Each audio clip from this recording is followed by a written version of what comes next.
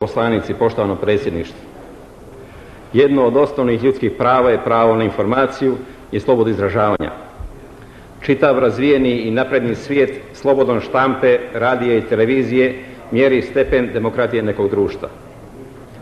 Naglim razvojem tehnologije, a posebno satelitske televizije, u poziciji smo da sami vršimo izbor informacija i tako reći trenutno proslijedimo do krajnjih korisnika, to jest gledalaca i slušalaca. Televizija Crne Gore, a i radio Crne Gore su opremljeni za ovakav način rada. Znači da bukvalno rečeno svi mogu gledati sve. Zašto je to nama u Crnoj Gori onemogućeno i jedno od naših osnovnih prava pogaženo? Ne treba biti puno pametan pa doći do sljedećeg zaključka. Onaj ko filtrira i frizira informacije je taj koji je u stanju da upravlja po svom nahođenju svim onim što mu omogućava da od crnog pravi bijelo, od zločinca mirotvorca, od kriminalca poštenjačinu, a od vas podanika spremnog da izvrši sve gluposti koje njemu padnu na pamet. Na primjer, da izvrši mobilizaciju, a tvrdi da je to samo vježba. Da vas pošalje u rat, a da tvrdi da u njemu ne učestvujete. Da vodite rat za nekakav mir. Da palite tuđe domove i osvajate tuđe teritorije da bi navodno svoje sačuvali. Da vas opljačka i dovede do prosjačkog štapa, a tvrdi da trebate biti srećni jer vam je obezbijedio mir. Da vas otme iz voza i tvrdi da se osjeća sa vašim najbližim i da budete srećni što se to vama nije dogodilo. I da vas laže iz dana u dan, iz sata u sat i tvrdi da ono što je jučer rekao nije tako mislio, a ono prekjuče ste pogrešno protumačili, pa sve tako teže i gore, dok jednom ne shvatite da morate smoći snage i građanske hrabrosti i snažno lupiti šakom o stolu i reći: nećete više. Dosta je bilo. I stvarno je dosta. I jeste, gospodo. Ne dosta, nego previše. Previše ste nas lagali. Tražimo istinu i prodor u svijet. Tražimo komunikaciju sa njim. Pa valjda smo i mi ljudi, i mi nas pravo imamo. Gospodo poslanici, građani Crne Gore. Nije su ovo prazne riječi. Svi vi dobro znate da je ovo što sam rekao istina koju ne treba dokazivati, jer očigledno se ne dokazuje. Ono se vidi. A sada, gospodo, dozvolite mi da kažem kakvu televiziju želimo, ne samo nju, već radio i pobjedu. I što predlažemo? Mi u Liberalnom savezu Crne Gore imamo posebnih razloga da po ovim pitanjima povedemo pravu bitku. Želimo da se izborimo za svoja prava i duboko sam ubijeđen da ćemo u tome uspjeti. Televizija Crne Gore ima ogroman potencijal u ljudstvu i tehnici. Sa punom odgovornošću tvrdim da u svijetu ne postoji slična TV stanica sa toliko ljudstva i opreme, a sa manjim obimom produkcije. Od 30 sati dnevno emitovanog programa na prvom i drugom kanalu, sopstvena produkcija TV Crne Gore je oko 4 sata ili svega oko 12%. Od toga je čak polovina informativnog programa. Ostatak se preuzima iz studija TV Srbije. Pa čija smo mi to televizija? Crne Gore ili Srbije? Ja mislim, gospodo, da tu dileme nema. Brojke same govore. Zašto je to tako? To je odraz stvarne moći naše aktualne crnogorske vlasti. Podanički odnos prema beogradskom režimu je uslovio da nijesu imali hrabrosti da se upuste u sređivanje stanja i izvrše neophodne kadrovske i druge promjene. To su izuzetno dobro osjetili rukovodeći kadrovi TV Crne Gore i shvatili da aktualna vlast ne želi ništa mijenjati i da je ovako stanje u potpunosti odgovara.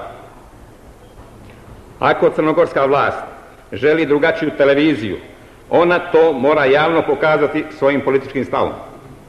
Siguran sam da će se u TV Crne Gore naći snage za pokretanje ogromnog potencijala, kako tehničkog, tako i ljudskog. Dakle, nije pitanje može li televizija, već hoće li vlast. Sadašnje stanje na TV Crne Gore je logična posljedica vladajuće politike u Crnoj Gori. Televizija je odraz političkih snaga između Podgorice i Beograda. Da bi Crna Gora mogla svijetu prezentirati pravu istinu o zbivanjima u njoj i oko nje i njeno viđenje svega ovoga, neophodno je urgentno formirati Crnogorsku novinsku agenciju. Tako se ne bi moglo dogoditi da Tanjug, koji je neprikosnoven u Crnoj Gori, kroji i prekraja i stvara potpuno iskrivljenu sliku sa ovih prostora. Zar to nisu najbolje osjetili crnogorski čelnici kada su njihove izjave tako bezočno prekrajane? Zar takozvana Republika Srpska i Republika Krajina mogu imati svoje agencije, a Crna Gora biti bez nje? Kome bi ona smetala? Beogradskom režimu i svima onima koji potiru i zatiru Crnu Goru. Za događanja u Crnoj Gori moramo tražiti informacije iz Beograda. Zar vam ništa ne govori kada informacije crnogorskog MUP-a o zbivanjima na Prevlaci ne mogu preći granice Crne Gore i pojaviti se u Beogradu i dalje? Ali zato vojna saopštenja posredstvom Tanjuga se neizostavno plasiraju kao jedina istina, a mi znamo što je posrijedi. Zašto TV Crne Gore svojim kamerama nikada to nije provjerio? Nije jer ne smije. Ko je to zabranio i ko joj komanduje? Različiti oblici specijalnog rata koji se vodi protiv Crne Gore i njenih interesa bili bi onemogućeni ako kao svi pametni ljudi u drugim državama osnujemo svoju Crnogorsku novinsku agenciju. Gospodo poslanici, u političkoj i društvenoj zbilji sve se mijenja. Mijenjaju se politička opredjeljenja, mijenjaju se interesi i ukusi, mijenjaju se svojinski odnosi, prilaz kulturi i tradiciji. Parlament je višestranački, vlada također, razne skupštinske komisije, opštinske vlasti, što se sve ne mijenja. Sve, ali televizija uporno ostaje zatvorena. Neorganizovana, poslušna, neprofesionalna.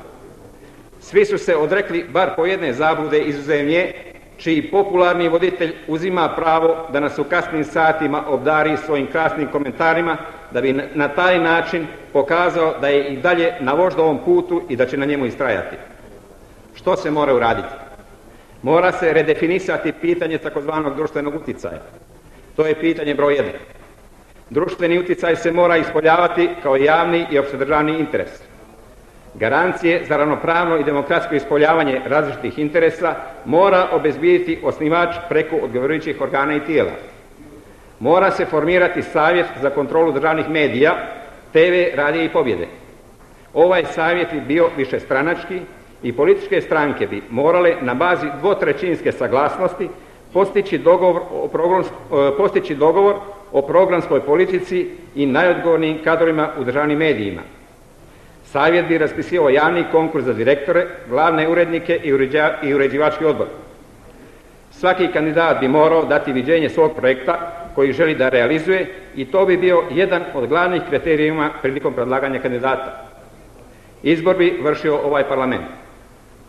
Savjet bi najmanje jednom mjesečno obavještavao Skupštinu o svom radu.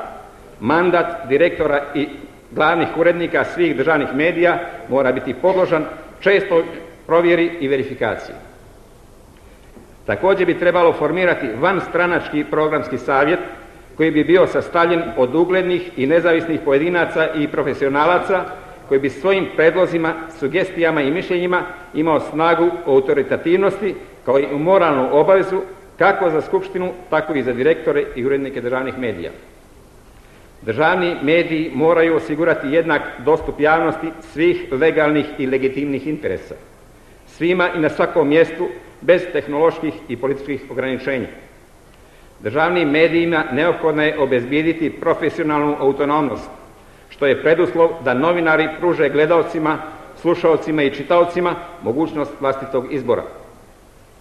Novinari moraju biti zaštićeni od mogućih zloupotreba kako vlasti, tako i glavnih urednika i direktora.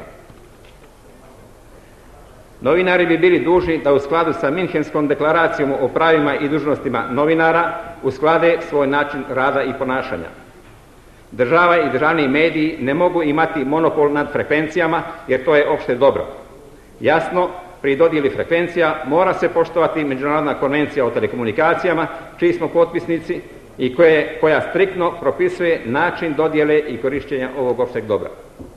Gospodo poslanici i građani Crne Gore, ovaj parlament mora